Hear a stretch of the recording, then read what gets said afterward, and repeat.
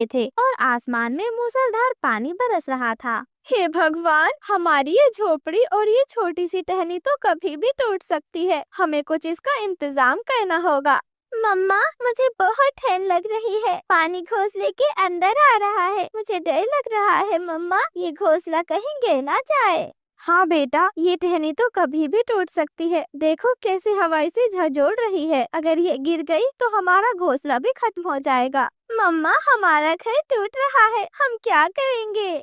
नहीं बेटा, हमें डरना नहीं है। हमें कुछ इंतजाम करना होगा। हमें जल्दी से कोई सुरक्षित जगह ढूंढनी होगी जहां हम बारिश से बच सकें। लेकिन मम्मा, हम इतनी बारिश में कहाँ ही जा सकते हैं? जंगल में चारों तरफ तो पानी ही पानी है।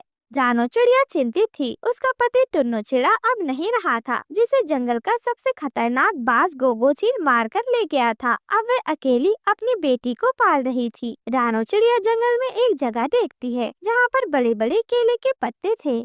अगर मैं इन पत्तों को अच्छे से जोड़ दूं, तो इनसे एक छत बनाई जा सकती है जिससे बारिश का पानी अंदर भी नहीं आएगा। और फिर रानो मेहनत करके कुछ केले के पत्तों को तोड़कर अपनी चोंच से उन्हें जोड़ने लगती है। वहीं उसी जंगल में एक बड़े पेड़ के नीचे रामू गधा अपने छोटे बेटे जग्गू के साथ खड़ा था। दोनों ठंड से कांप रहे थे। रामू की आंखों में चिंता साफ झलक रही थी। वह अपनी पत्नी और माँ को पहले ही खो चुका था। अब उसे अपने बेटे की रक्षा करनी थी। पापा पापा, मुझे बहुत ठंड लग रही है। ये हवा बहुत तेज है, हम कहाँ जाएंगे?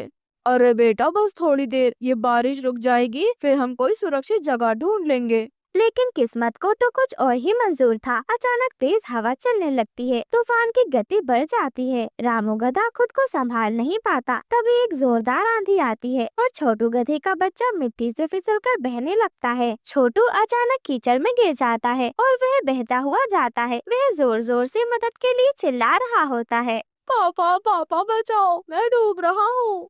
रामू गधा घबराकर छोटू की तरफ भागता है, लेकिन कीचड़ में उसके भारी पैर फंस जाते हैं और वह पूरा जोर लगाता है, लेकिन वह आगे नहीं बढ़ पाता। उसकी आंखों में बेबसी और आंसू थे। वह जोर जोर से चिल्ला रहा था, अरे अरे, मेरा बेटा छोटू, कोई मेरी मदद करो। बारिश के बीच एक पेड़ पर बैठी हुई रानो चिड़िया ये सब कुछ देख रही होती है। उसकी आंखों में चिंता आ जाती है। वह तुरंत उड़ान भरती है और छोटू की तरफ बढ़ती है। अगर मैंने अभी कुछ नहीं किया तो ये छोटा बच्चा पानी में बह जाएगा। मुझे इसे बचाना होगा। रानो चिड़िया तेजी से उड़ती है और अपनी चोंच से छोटू के कान पकड़ने की कोशिश करती है, लेकिन छोटू बड़ा है, उसे उठाना मुश्किल हो रहा था। तभी रानो चिड़िया को एक तरकीब सूझती है।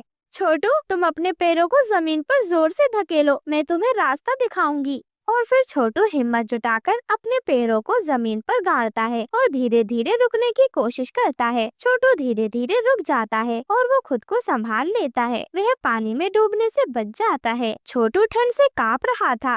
धन्यवाद चिड़िया दीदी, आपने मेरी जान बचा ली। तभी रामू गधा भी वहाँ पर दौड़ता हुआ आ जाता है और छोटू को अपने गले से लगा लेता है। उसकी आंखों में आंसू होते हैं, लेकिन अब ये खुशी के आंसू थे। वह रानो चिड़िया की तरफ देखता है तो सर झुकाकर उसका धन्यवाद करता है। रानो, अगर तुम आज ना होती तो मेरा बेटा मुझसे हमेशा के लिए बिछड़ जाता। मैं तुम्हारा ये एहसान जिंदगी भर नहीं भूलूंगा। रामू भाई, हम जंगल के प्राणी हैं, हमें एक दूसरे की मदद करना चाहिए। अब हम अपने लिए कोई सुरक्षित घर बनाएंगे ताकि अगली बार ऐसी बारिश आए तो हम तैयार रह सकें। जंगल के एक